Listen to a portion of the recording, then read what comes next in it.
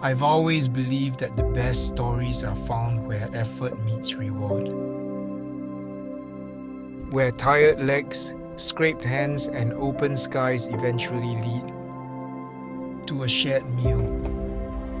Because food tastes different when it's earned. After the climb, after the rain, after the long road disappears behind you. A journey through mountains, coastlines, forests, and forgotten roads. Where every adventure ends at the table. This is From Trail to Table. I didn't choose Taiwan by accident. My first time here was during my army days, young, restless, passing through on duty. Over the years, I kept returning, sometimes for rest, other times for work. Most of the time, I explored the island through its food. But this time, I wanted to come full circle. Before the markets, before the night stalls. I wanted to meet Taiwan where the island begins, by climbing Jade Mountain. At 3,952 meters, it is the highest peak in East Asia. A place of silence, endurance, and humility. My journey to discover the other side of Taiwan begins here. The full climb up Jade Mountain takes about 3 days. After spending a night at the Shali Shen Hotel in Dongpu village, we made our way to the trailhead.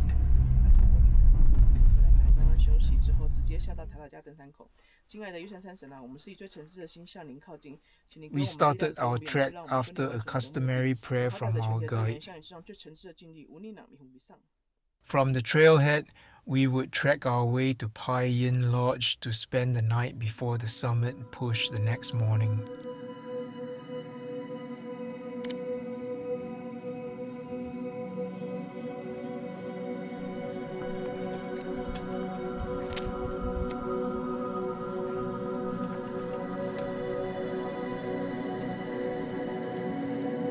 The trek towards Pai Yun Lodge was relatively gentle.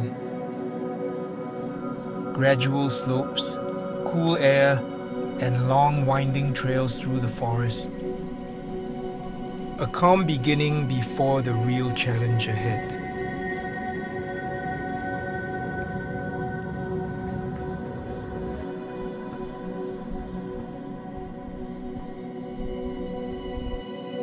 Pai Yun would be our resting point for the night.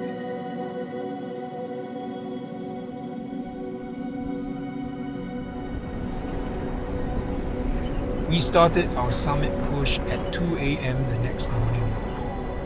It was far more unforgiving than expected. Steep inclines, loose rocks, and near the final 200 meters, scrambling became necessary.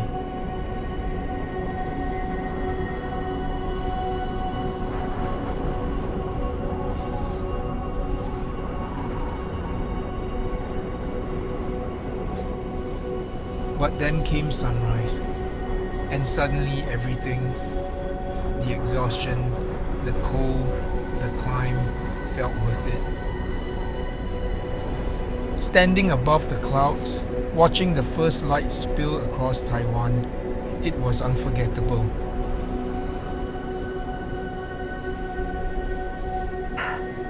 好难觉，这个好难的，这题最难了。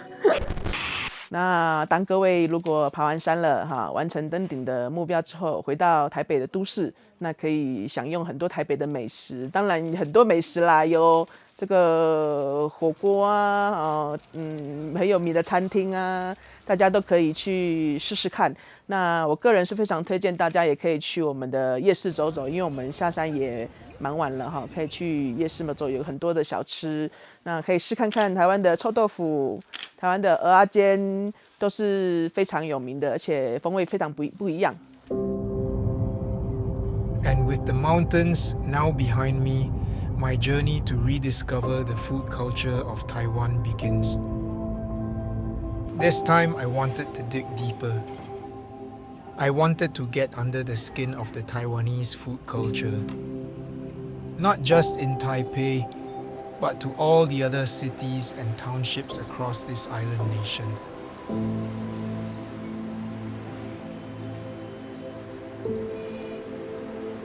And what better way to start than the city of Taichung? Taichung's food culture is a tangled mess of contradiction, nostalgic but innovative, and unapologetically authentic. Where Taiwan's culinary soul still feels untouched and alive. Taichung is frequently called the hot pot capital of Taiwan. And having dinner at Chen Hot Pot, I can understand why. Something about dining along a narrow alleyway makes the entire experience both nostalgic and authentic. I continued to make my way down south towards Chiayi County.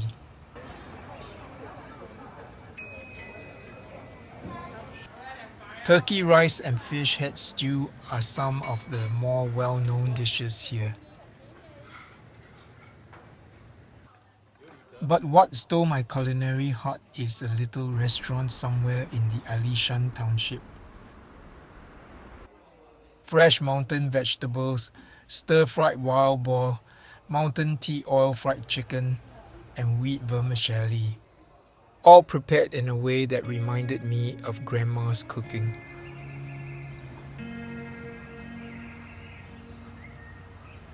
Tainan is widely considered the kitchen of Taiwan. Many of Tainan's food shops are long-standing family-run institutions, often serving dishes with traditional, slightly sweeter flavor profiles. While making my way to Kaohsiung, I made a point to stop at Tainan City for lunch at Sin Sin restaurant. The Chinese charcuterie are something unusual, so it is definitely worth a try. Crab glutinous rice and shrimp omelette are must-try dishes.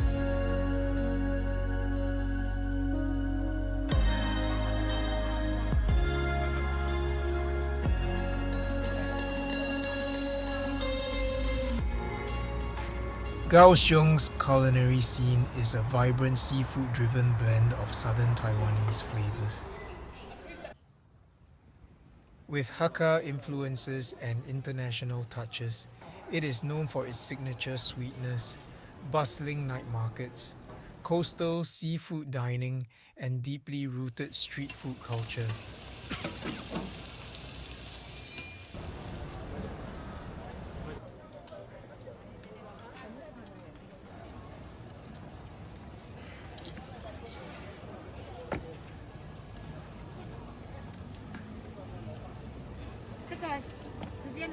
Because it is Taiwan's primary port city, the ocean dictates a massive portion of Kaohsiung's food culture.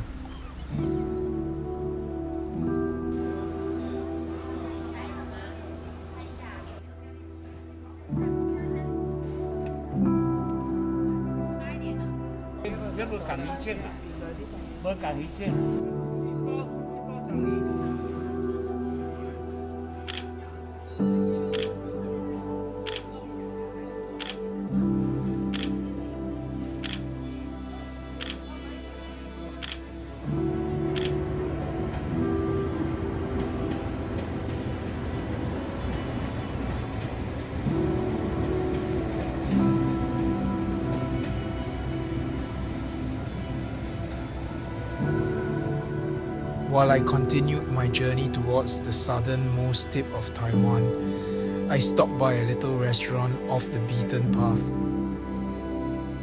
One of the most unique dishes I have ever tried in Taiwan is served here. In southern Taiwan, a rare wild fungi emerged briefly after the rain among rocks and forest weeds. It is stir-fried with scrambled eggs here to create a dish poetically called Lover's Tears.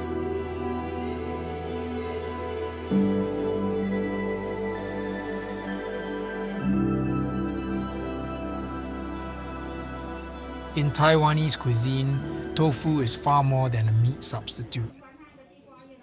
It is a cornerstone ingredient celebrated for its versatility, transforming from pungent, fermented street snacks to delicate, silky desserts enjoyed across generations. Tofu skin or yuba is one of the many ways tofu is served. It is made by simmering soy milk until a thin, protein-rich layer forms on the surface, which is then carefully lifted, dried, packaged to be used in soups and stews. At this tofu making shop, it is served fresh.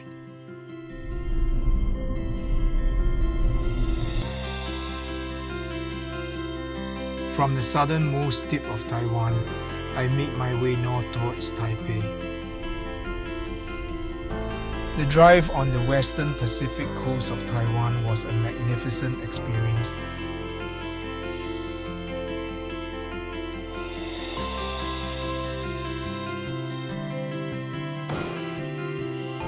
In my numerous visits to Taiwan, I always manage to miss an opportunity to dine at the Red Lantern Cherry Duck restaurant.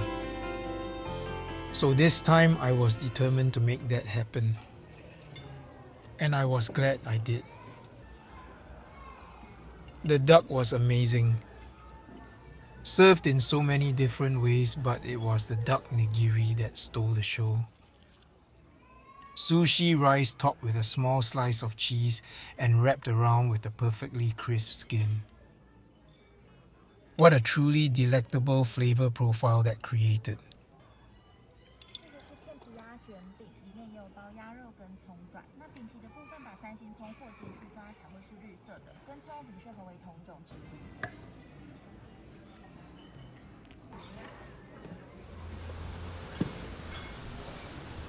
I was greeted by a wet and soggy weather in Keelung.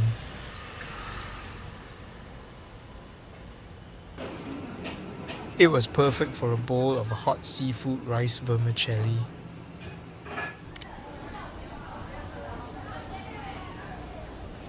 One of the best ways to experience the local culture is through the morning markets. Of all the different places I visited in Taiwan, nothing made me feel right at home than this market.